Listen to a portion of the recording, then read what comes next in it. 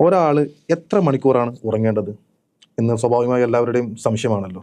പ്രത്യേകിച്ച് ഗൾഫ് നാട്ടിൽ ജീവിക്കുന്ന പല ആൾക്കാർക്കും അവരുടെ ഉറക്കത്തിന്റെ സമയങ്ങൾ വളരെ കുറവാണ്. മാഷാ അല്ലാഹ്. ഈ ചോദ്യം എൻ്റെ ശ്രദ്ധയിൽപ്പെട്ട ഒരു ചോദ്യമാണ്. ഉറക്കത്തെ സംബന്ധിച്ച് വല്ല ഫത്വയുമുണ്ടോ, ഒരാൾ എത്ര മണിക്കൂറാണ് ഉറങ്ങേണ്ടത് എന്ന് ഒരു സഹോദരൻ ചോദിച്ചത് ശ്രദ്ധയിൽപ്പെട്ടു. നമ്മളിവിടെ മനസ്സിലാക്കേണ്ടത് ഇത്ര മണിക്കൂറേ ഒരാൾ ഉറങ്ങാൻ പാടുള്ളൂ, അല്ലെങ്കിൽ ഇത്ര മണിക്കൂർ ഉറങ്ങാൻ പാടില്ല തുടങ്ങിയ വ്യക്തമായ ഒരു വിലക്കൊന്നും ഖുർആനിലും ഹദീസിലും വന്നിട്ടില്ല. മറിച്ച് മനുഷ്യൻ അവൻ്റെ ഉത്തരവാദിത്തങ്ങളെ നഷ്ടപ്പെടുത്താത്ത രൂപത്തിൽ അള്ളാഹുവിനോടുള്ള കടപ്പാടുകൾ, കുടുംബത്തോടുള്ള കടപ്പാടുകൾ, സമൂഹത്തോടുള്ള കടപ്പാടുകൾ, മറ്റ് ജോലി സംബന്ധമായ ഉത്തരവാദിത്തങ്ങൾ, ഇത്തരം ഉത്തരവാദിത്തങ്ങൾക്ക് തടസ്സമാവാത്ത രൂപത്തിലുള്ള ഉറക്കം അനുവദിക്കപ്പെട്ടിരിക്കുന്നു. അതുകൊണ്ട് തന്നെ ഉറക്കിന് വ്യക്തമായൊരു കണക്ക് നമുക്ക് പറയുക സാധ്യമല്ല. മാത്രമല്ല, പ്രായത്തിനനുസരിച്ച് ഉറക്കത്തിൽ വ്യത്യാസം ഉണ്ടാവും. ചെറിയ കുട്ടികൾക്ക് ഒരുപാട് നേരം ഉറങ്ങണം, യുവാക്കൾക്ക് അങ്ങനെ വേണ്ടതില്ല. പ്രായമായവർക്ക് ഉറങ്ങേണ്ടി വരും. അപ്പോൾ പ്രായമനുസരിച്ച് ഉറക്കത്തിൽ വ്യത്യാസം ഉണ്ടാവാം. അതുപോലെ തന്നെ കാലാവസ്ഥയോടനുബന്ധിച്ചും, അതായത് തണുപ്പുള്ള സമയത്ത് നമുക്ക് കൂടുതൽ ഉറങ്ങാനുള്ള. തീർച്ചയായും കാലാവസ്ഥ ഇതിൽ ഒരു പ്രധാനപ്പെട്ട കാര്യമാണ്. ചൂടുള്ള കാലത്തും തണുപ്പുള്ള കാലത്തും ഉറക്കത്തിൻ്റെ അളവിൽ വ്യത്യാസമുണ്ടാകും. അതേപോലെ തന്നെ ചില ആളുകൾക്ക് രാത്രിയാണ് ഡ്യൂട്ടി എങ്കിൽ അവർക്ക് പകൽ കൂടുതൽ ഉറങ്ങേണ്ടി വരും. പകൽ നന്നായി ജോലി ചെയ്യുന്ന ആളുകൾക്ക് രാത്രിയിൽ കൂടുതൽ ഉറങ്ങേണ്ടി വരും. അപ്പോൾ ഓരോരുത്തരെയും സാഹചര്യം അനുസരിച്ച് അവർക്ക് ഉറങ്ങാം. നമ്മൾ ശ്രദ്ധിക്കേണ്ടത് ഇത്ര മാത്രമാണ്: 5 വക്ത് നമസ്കാരത്തെ ബാധിക്കുന്ന രൂപത്തിൽ ഉറങ്ങാതിരിക്കുക. അതേപോലെ തന്നെ കുടുംബത്തോടുള്ള ഉത്തരവാദിത്തങ്ങൾ നഷ്ടപ്പെടുത്തുന്ന രൂപത്തിൽ ഉറങ്ങാതിരിക്കുക. അതേപോലെ തന്നെ ശ്രേഷ്ഠമായ ചില സമയങ്ങൾ പറഞ്ഞിട്ടുണ്ട്. പരമാവധി ആ സമയങ്ങളിൽ ഉറങ്ങാതിരിക്കൽ ഖൈറാണ്. ശ്രദ്ധിക്കുക, അതൊരു നിർബന്ധമല്ല. ഉദാഹരണത്തിന് സുബഹിക്ക് ശേഷമുള്ള ഉറക്ക് നബിയും സഹാബികളും വെറുത്തിരുന്നതായി കാണാം. മറിച്ച് സൂര്യൻ ഉദിച്ചതിന് ശേഷം അവർ ഉറങ്ങിയെന്നാണ്. സൂര്യൻ ഉദിക്കുന്നത് വരെയെങ്കിലും ക്ഷീണമുള്ള സന്ദർഭത്തിൽ പോലും അവർ ഉറങ്ങാതിരിക്കാൻ ശ്രദ്ധിച്ചു. കാരണം നബി സല്ലല്ലാഹു അലൈഹി വസല്ലം പ്രഭാതത്തിലാണ് ഈ ഉമ്മത്തിൻ്റെ ബറക്കത്ത് എന്ന് പ്രത്യേകം പറഞ്ഞിട്ടുണ്ട്. അള്ളാഹുവിനെ ധാരാളമായി ദിക്ർ ചൊല്ലാനുള്ള സമയമായിട്ടും ആ സമയം പരിചയപ്പെടുത്തപ്പെട്ടിട്ടുണ്ട്. അതുകൊണ്ട് മാക്സിമം സൂര്യോദയത്തിന് ശേഷം ഉറങ്ങൽ നിർബന്ധമുള്ളവർ സൂര്യൻ ഉദിച്ചതിന് ശേഷം ഉറങ്ങാൻ ശ്രമിക്കുക.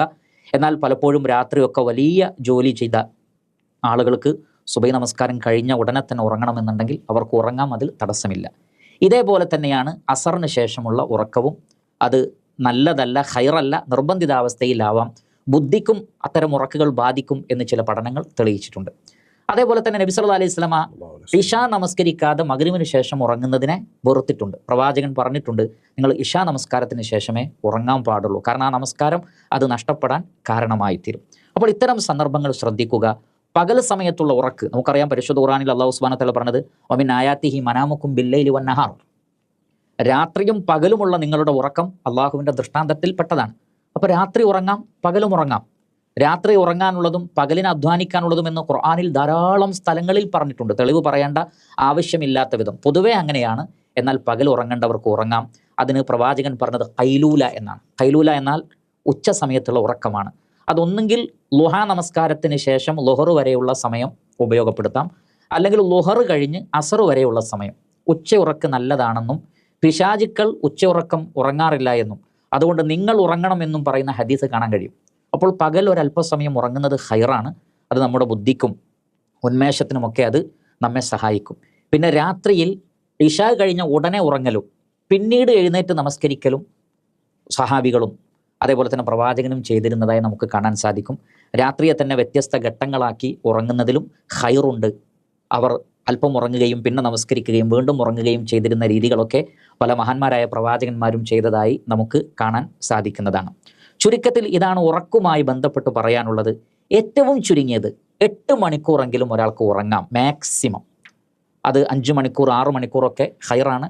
മാക്സിമം പോയാൽ 8 മണിക്കൂറാണ്. അതിൽ കൂടുതൽ ഉറങ്ങുന്നത് ഖൈറല്ല എന്ന് ആധുനിക ശാസ്ത്രവും പറയുന്നു.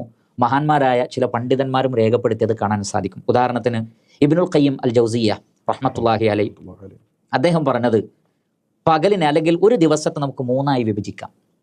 8 8 8 24 മണിക്കൂർ. അദ്ദേഹം പറയുന്നത് 8 മണിക്കൂർ നിങ്ങൾ ദുനിയാവിന് വേണ്ടി അധ്വാനിക്കുക. നമുക്കറിയാം ഇന്ന് സാധാരണ നിലക്ക് ഒരു ജോലി ടൈം കമ്പനികളും മറ്റുമൊക്കെ ഒരു സ്റ്റാൻഡേർഡ് ടൈം എന്ന് പറയുന്നത് 8 മണിക്കൂറാണ്. 8 മണിക്കൂറാണ്. അതേപോലെ തന്നെ ബാക്കി 8 മണിക്കൂർ നിങ്ങൾ പഠിക്കാനും ഇബാദത്തുകൾക്കും ഉപയോഗപ്പെടുത്തുക. ബാക്കി 8 മണിക്കൂർ നിങ്ങൾ ഉറങ്ങാം. അത് രാത്രിയിലും പകലുമായി വിഭജിച്ച് ഉറങ്ങാവുന്നതാണ്. ഈ രീതി പല ആളുകളും പറഞ്ഞു കാണുന്നു. അള്ളാഹു ആലം. ചുരുക്കത്തിൽ ഞാൻ നേരത്തെ സൂചിപ്പിച്ചതാണ് അതിൻ്റെ അസ്ല്.